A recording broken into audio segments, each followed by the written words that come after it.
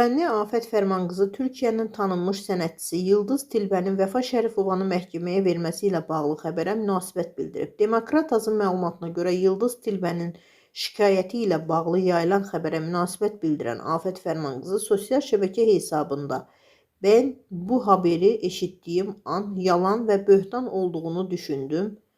Çünki siz kaliteli sənətkarsınız" yazıb.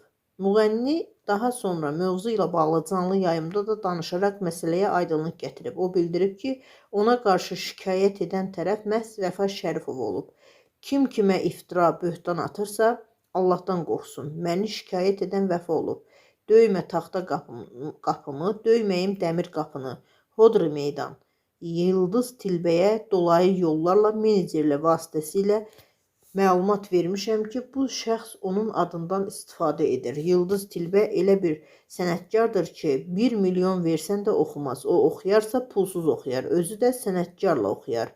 Ağlınız piyanskalara getməsin deyə müğənni vurğulayıb. Xatırladaq ki, Vəfa Şərifova Yıldız Tilbə ilə $100.000 qarşılığında duet layihəsinin nəzərdə tutulduğunu açıqlamışdı. Lakin Yıldız Tilbə bu iddiaları təkzib edərək yayılan məlumatların əsassız olduğunu və bu səbəbdən Vəfa Şərifovanı məhkəməyə verdiyini bəyan edib.